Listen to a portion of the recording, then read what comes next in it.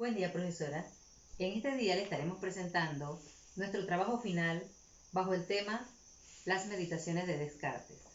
Somos el grupo número 7, que está integrado por Aparicio Taira, Castrellón Lourdes, Rodríguez Yaritza y Digna Santamaría, quien le habla.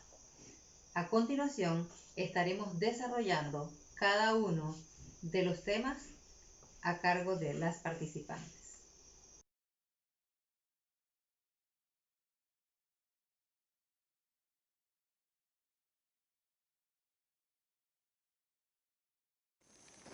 A manera de introducción, podemos decir que las meditaciones de Descartes hay que entenderlas como un acto de llevar a término un proyecto prodigioso, es decir, cuestionar todo lo que le han enseñado y ser capaz de aplicar radicalmente y buscar un principio en que basar todas las cosas.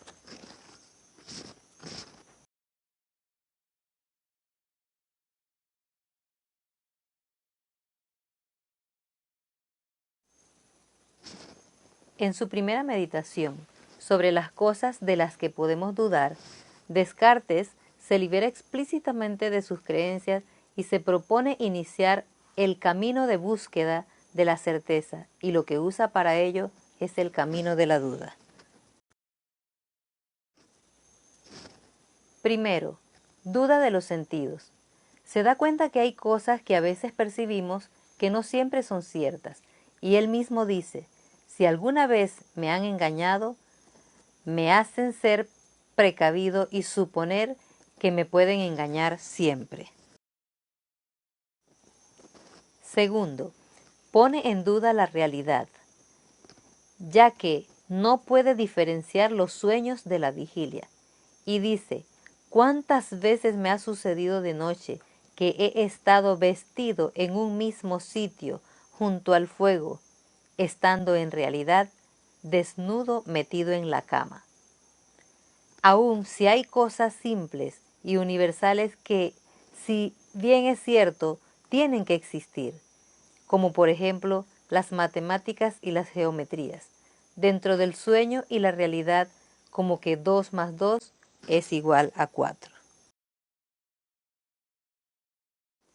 Tercero, duda del razonamiento, ya que dice que sus verdades pueden estar equivocadas, y crea una hipótesis de un ser maligno que ha implicado su poder para engañarlo, y que mediante trampas lo conduce al error, y arroja dudas sobre todo lo que podemos conocer acerca del mundo y de sus propiedades. Sin embargo, aunque el engañador puede falsear nuestras percepciones, no tiene la capacidad de falsear lo que creemos. Así que concluye explicando que se va a mantener firme en el pensamiento y que, si está equivocado, será él mismo quien se aleje de la verdad, y no será por culpa de un genio maligno que no le deja ver la realidad. Segunda meditación. ¿Qué sería verdadero entonces? Que nada es cierto. ¿Quién soy yo? Sabiendo que mi propia existencia es cierta, es decir, que la afirmación yo existo es cierta, el paso a seguir es delimitar la idea de lo que llamo yo. Yo es esto, su cuerpo. El resultado del análisis reporta en resumidas líneas que a lo que el cuerpo puede ser algo imaginario, como lo es cuando se sueña. Las acciones que se desarrollan pueden ser también ilusorias. Continuaremos hablando de las meditaciones, en este caso de la meditación tercera, de Dios que existe. Como síntesis de la tercera meditación, es fundamental que se comprenda de qué va la primera y segunda meditación, con el propósito de seguir las ideas que así faciliten la continuidad de lo que es la tercera meditación. Como introducción podemos decir que en el mundo hay muchas clases de creyentes, y entre ellos hay quienes pueden considerar angustioso, desagradable o incluso ofensivo que alguien hable sobre Dios sin dar por hecho su existencia. También es absurdo identificar las afirmaciones científicas con las que puede constatarse viendo y tocando o demostrando. También sería absurdo decir que Dios no existe porque no se puede ver ni tocar. Justificación. Los conceptos para probar la existencia de Dios se tambalean a la luz de la ciencia. No hay que justificar la fe. Simplemente hay que respetarla, pero siempre que no se intente explicar con ella lo que aún no se entiende. Justificación. Los conceptos para probar la existencia de Dios se tambalean a la luz de la ciencia. No hay que justificar la fe. Simplemente hay que respetarla, pero siempre que no se intente explicar con ella lo que aún no se entiende. Marco teórico. El ser humano es un compuesto de sustancias pensantes y sustancias tensas, cuyas propiedades son los diferentes modos de pensar. Tenemos lo que es la imaginación, el sentimiento y la voluntad. Las características restantes son la figura y el movimiento.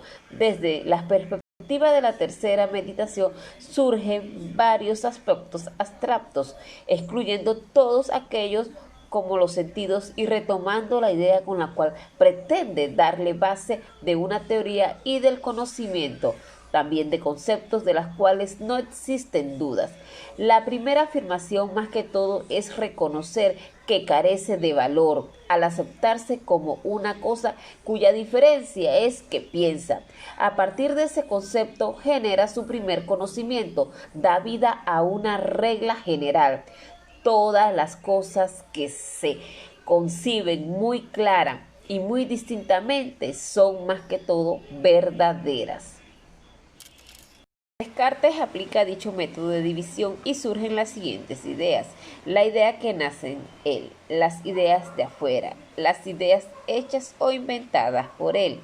Al rescatar las ideas que nacen afuera, considera que son las que se aprenden de la naturaleza por impulso natural e inmediato. No dependen de su voluntad, que son las que surgen de aquello que llamó luz natural, pero afirma que dichas ideas producidas por los objetos no hay conocimiento suficiente para afirmar que sean semejantes, de lo cual ejemplifica que el sol que existe dos ideas. La primera es producida por los sentidos y la segunda matemáticamente, y se desprende que la idea más alejada de la realidad es aquella que proviene de los sentidos. Descartes aplica dicho método de división y surgen las siguientes ideas. La idea que nace en él, las ideas de afuera, las ideas hechas o inventadas por él. Al rescatar las ideas que nacen afuera, considera que son las que se aprenden de la naturaleza por impulso natural e inmediato. No dependen de su voluntad, que son las que surgen de aquello que llamó luz natural, pero afirma que dichas ideas producidas por los objetos no hay conocimiento suficiente para afirmar que sean semejantes, de lo cual ejemplifica que el sol que existe dos ideas. La primera es producida por los sentidos y la segunda matemáticamente, y se desprende que la idea más alejada de la realidad es aquella que proviene de los sentidos. Es así cuando Descartes logró el primer objetivo de su demostración relacionada con lo que es la existencia de Dios. Por tanto, lo expresó.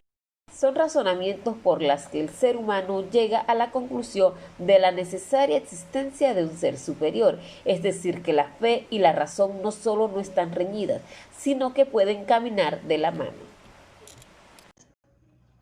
Meditación cuarta, de lo verdadero y de lo falso.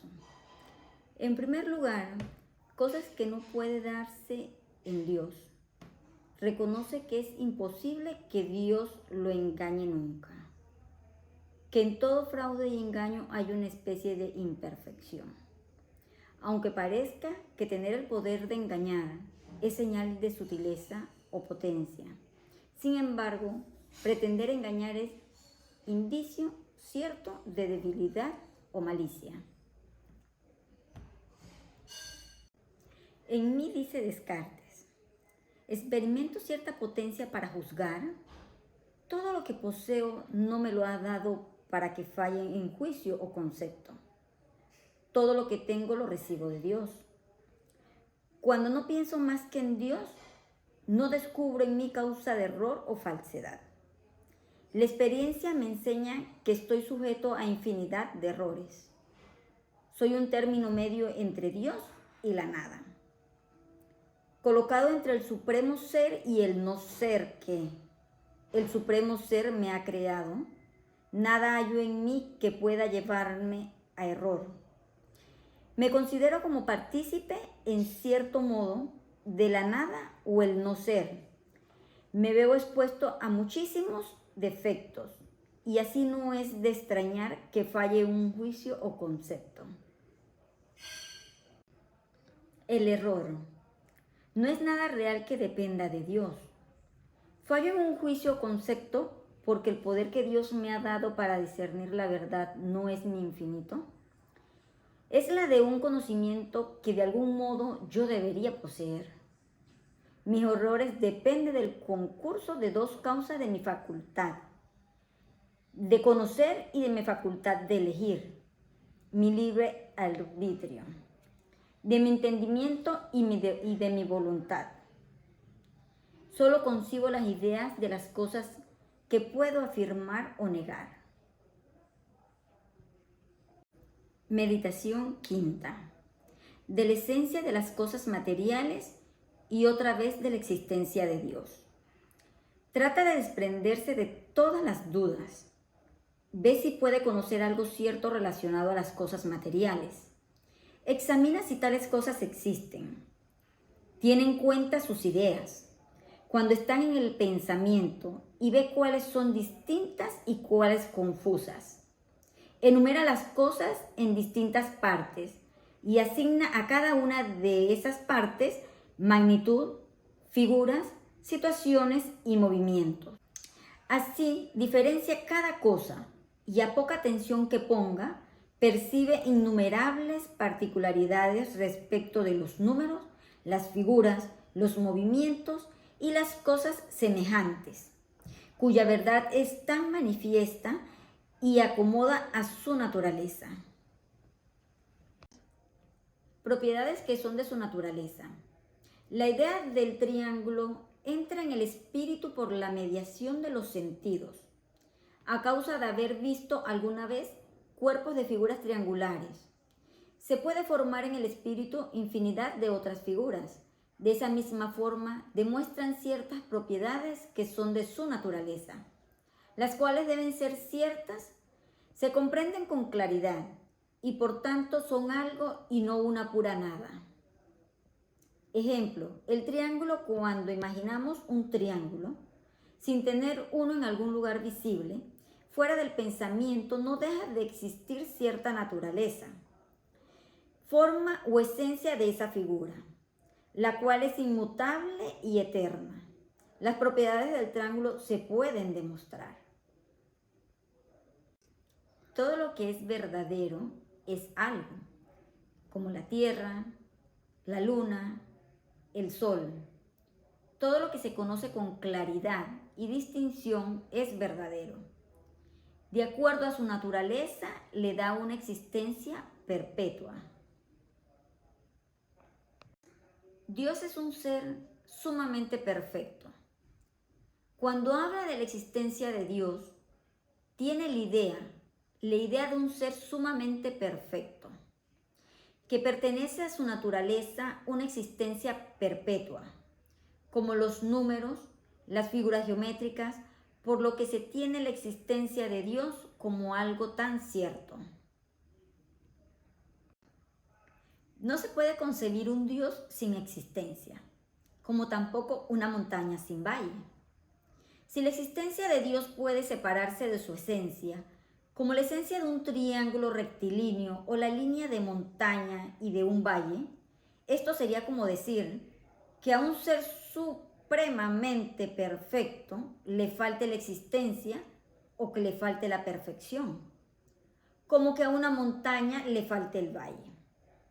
Por lo tanto, declara que Dios existe tras haber supuesto que posee todas las perfecciones, siendo una de ellas la existencia. Esta idea no es algo fingido o inventado, no solo dependiente de su pensamiento, sino también de la imagen de una naturaleza verdadera e inmutable.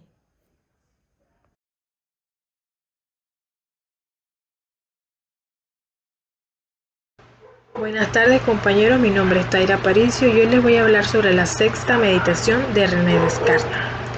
Como hemos visto en las meditaciones anteriormente explicadas por mis compañeras, René Descartes buscaba encontrar la razón de las cosas, pero a lo largo de esta búsqueda se da cuenta de que existen otros factores que no pueden ser controlados por el cuerpo o el ser, como es la existencia de un Dios. Descartes plantea la existencia de un ser supremo, en este caso conocido como un Dios, que será el creador de todas las cosas, inclusive hasta de él mismo. Seguido, nos plantea la existencia de una entidad totalmente independiente al cuerpo, que no dependerá de la existencia de un cuerpo conocida como el alma. Y nos dice que la naturaleza del ser humano será el resultado de la existencia de la coexistencia entre el cuerpo y el alma. Por ende, muchos de nuestros juicios van a estar dependiendo a los resultados en beneficio o en contra del bienestar del cuerpo. También nos plantea la existencia de dos tipos de pensar.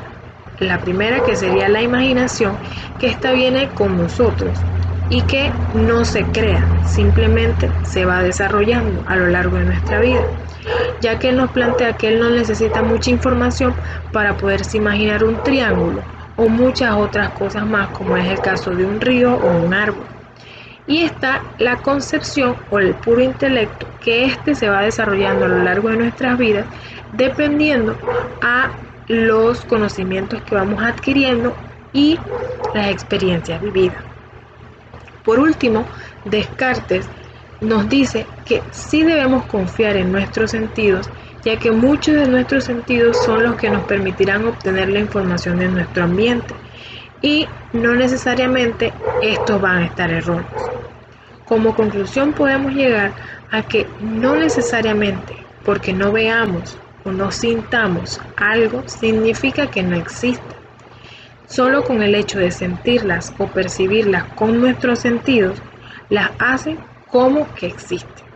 Muchas gracias.